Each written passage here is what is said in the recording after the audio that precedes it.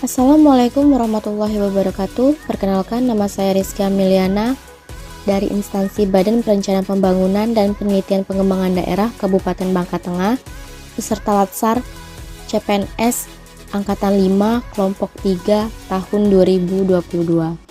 Pada kesempatan kali ini, saya akan menjelaskan mengenai cara-cara pengisian form profil inovasi daerah sebagai salah satu syarat aktualisasi yang sedang saya kerjakan saat ini. Sebelum menjelaskan mengenai cara-cara pengisian form profil inovasi daerah, saya akan lebih dulu menjelaskan sedikit mengenai inovasi daerah. Inovasi daerah itu merupakan amanat dari Peraturan Pemerintah Nomor 38 Tahun 2017 dan Peraturan Bupati Nomor 37 Tahun 2020. Selanjutnya ada tujuan dari inovasi daerah, yaitu untuk mendukung peningkatan kinerja pemerintah daerah dan pelayanan publik secara optimal dalam rangka mewujudkan kesejahteraan masyarakat. Adapun sasaran dari inovasi daerah, yang pertama untuk meningkatkan pelayanan publik, yang kedua untuk pemberdayaan dan peran serta masyarakat, dan yang ketiga untuk peningkatan daya saing daerah. Selanjutnya yaitu inovasi daerah memiliki beberapa kriteria. Yang pertama itu mengandung pembaharuan seluruh atau sebagian unsur dari inovasi. Yang kedua, memberi manfaat bagi daerah dan masyarakat. Yang ketiga, tidak mengakibatkan pembebanan dan pembatasan pada masyarakat yang tidak sesuai dengan ketentuan perundang-undangan. Yang keempat, merupakan unsur urusan pemerintah yang menjadi kewenangan daerah. Dan yang kelima, dapat direplikasi atau dapat digunakan pada daerah lain. Selanjutnya kita akan masuk pada langkah-langkah pengisian profil inovasi daerah. Profil inovasi daerah ini terdiri dari 13 unsur yang akan teman-teman isi, yang dimana saya akan menjelaskan secara satu persatu. Link dari form isian profil ini sudah saya bagikan, atau teman-teman bisa mengaksesnya melalui barcode. Teman-teman bisa scan barcode yang telah saya sediakan. Yang pertama yang harus teman-teman isi yaitu nama perangkat daerah atau nama tempat instansi teman-teman saat ini bekerja. Yang kedua, nama inovasi daerah atau nama inovasi yang teman-teman hasilkan. Biasanya namanya ini berbentuk branding dari nama inovasi teman-teman. Misalnya nih, seperti contoh Sistem Administrasi KIR atau disingkat dengan SAKIR. Maka nama brandingnya itu SAKIR ditambah dengan penjelasan singkat mengenai inovasi yang teman-teman hasilkan. Seperti contoh yang sudah saya berikan. Yang selanjutnya yaitu tahapan inovasi, yang terdapat 3 pilihan. Yang pertama inisiatif, yang kedua uji coba, dan yang ketiga penerapan.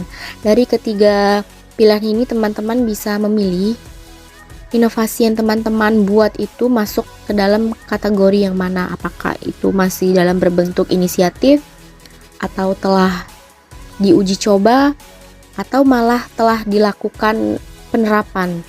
Jika dalam hal tahap penerapan, maka inovasi yang teman-teman buat itu sudah ada dalam bentuk SK gitu, SK Bupati, SK penetapan dari Bupati.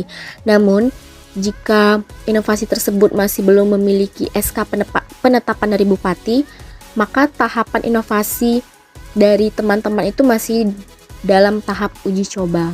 Yang selanjutnya itu ada inisiator inovasi daerah. Untuk inisiator inovasi daerah ini menjangkau setiap kalangan, semua kalangan, mulai dari kepala daerah, anggota DPRD, OPD, ASN maupun masyarakat. Khusus untuk anggota DPR dan ASN, teman-teman bisa menambahkan pada kolom yang lainnya. Teman-teman bisa isikan nama beserta jabatan teman-teman saat ini. Sebagai contoh, misalnya Oki Purnamasari, SST, sebagai staf penguji kendaraan bermotor. Selanjutnya ada jenis inovasi daerah, yang terdapat 2 pilihan. Yang pertama itu digital, yang artinya inovasi teman-teman sudah menggunakan teknologi informasi yang dapat diakses melalui internet atau sosial media atau sejenisnya. Dan yang kedua non-digital atau yang berarti masih menggunakan teknologi manual.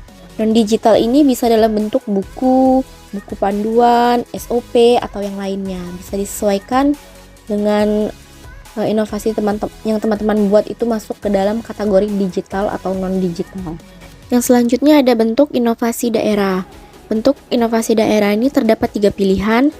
Yang pertama, inovasi tata kelola pemerintah daerah, yang artinya inovasi dibuat untuk menunjang kinerja pemerintah daerah. Ini dimaksudkan khusus untuk internal pemerintahan. Jadi, inovasi-inovasi yang dibuat itu hanya untuk menunjang kinerja tiap perangkat daerah.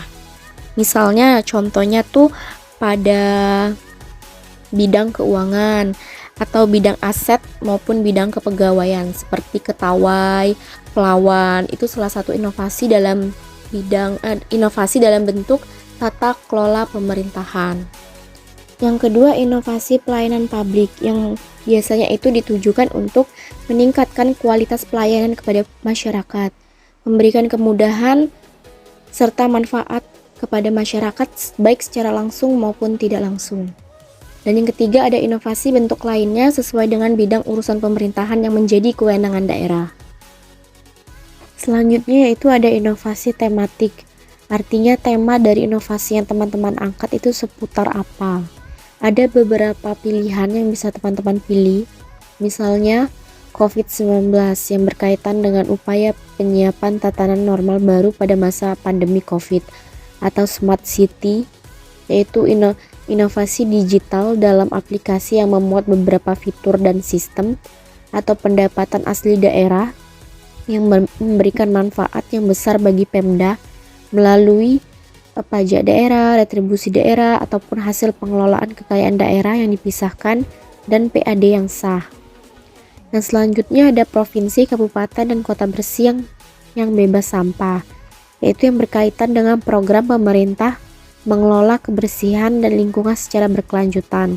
Namun, jika tema dari inovasi yang teman-teman angkat tidak berkaitan dengan keempat tema yang telah saya sebutkan tadi, maka pada kolom terakhir atau kolom yang lain, teman-teman bisa mengisikan tema dari inovasi yang teman-teman angkat. Apakah itu seputar teknologi, apakah itu seputar penelitian, ataukah itu seputar pendidikan, bisa teman-teman sesuaikan dengan tema dari inovasi yang teman-teman buat. Yang selanjutnya yaitu ada urusan inovasi daerah yang bisa kalian sesuaikan berdasarkan urusan daerah kabupaten. Misalnya, untuk pembuatan Google Form ini, urusan inovasi daerah yang saya ambil yaitu pada bidang penelitian dan pengembangan, yang bisa kalian sesuaikan dengan bidang urusan terkait. Yang selanjutnya ada waktu uji coba inovasi daerah. Inovasi daerah sebelum diterapkan kepada masyarakat ataupun kepada perangkat daerah lainnya, wajib untuk diuji coba terlebih dahulu untuk menghindari hal-hal yang menjadi kelemahan inovasi tersebut, agar saat diterapkan, hal-hal yang menjadi kelemahan bisa kita antisipasi dan tidak mengakibatkan kendala yang berlebihan ataupun hal-hal yang tidak terduga lainnya seperti itu. Jadi waktu uji coba ini bisa kalian isi atau bisa kalian pilih tanggalnya saat pertama kali melakukan uji coba inovasi tersebut. Setelah diuji coba, tentu saja langkah selanjutnya yaitu dilakukan penerapan. Seperti yang sudah saya bilang di awal, untuk disebut sebagai inovasi daerah haruslah memiliki surat penetapan dari bupati. Jika sudah ada surat penetapan dari bupati, maka baru bisa dilakukan penerapan kepada masyarakat, dan itu inovasi daerahnya baru bisa dikatakan diakui. Namun jika teman-teman belum memiliki surat penetapan tersebut, maka waktu inovasi daerah ini bisa dikosongkan atau tidak perlu dulu untuk diisi. Yang selanjutnya ada rancang bangun inovasi daerah dan pokok perubahan yang akan dilakukan.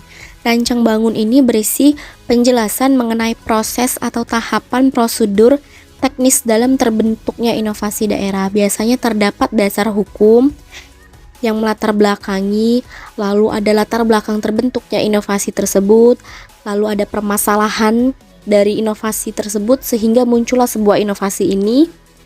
Yang selanjutnya ada isu strategis, ada keunggulan dan serta pembaharuan pada tahapan inovasi yang bisa kalian jelaskan dengan narasi panjang. Contohnya sudah saya berikan seperti berikut. Ini bisa dijelaskan mulai sejak berdirinya Kabupaten Bangka Tengah, sistem administrasi yang masih dipakai menggunakan sistem manual mulai dari pencatatan, penulisan. Karena itulah dilakukan pembaharuan atau dilakukan inovasi berupa aplikasi Sakir ini yang tujuannya tentu saja untuk mempermudah pelayanan pengujian kendaraan bermotor yang bisa kalian rangkai atau kalian narasikan dengan kalimat seperti berikut. Selanjutnya ada tujuan, manfaat, serta hasil inovasi daerah. Untuk tujuan dan manfaat biasanya sudah terdapat di rancang bangun yang bisa kalian isikan kembali di sini agar lebih spesifik lagi tujuan dari inovasi tersebut apa, serta manfaat yang diperoleh dari inovasi itu apa, seperti apa, bisa kalian isikan dengan narasi. Serta hasil dari inovasi tersebut dalam berbentuk apa atau telah memberikan kemudahan-kemudahan seperti apa, dan itu bisa kalian deskripsikan pada bagian hasil inovasi. Terima kasih atas perhatiannya. Terima kasih juga telah menonton sampai habis. Semoga apa yang saya jelaskan bisa berguna serta bermanfaat dan bisa kalian pahami dengan baik. Wabillahi taufik wal hidayah. Wassalamualaikum warahmatullahi wabarakatuh.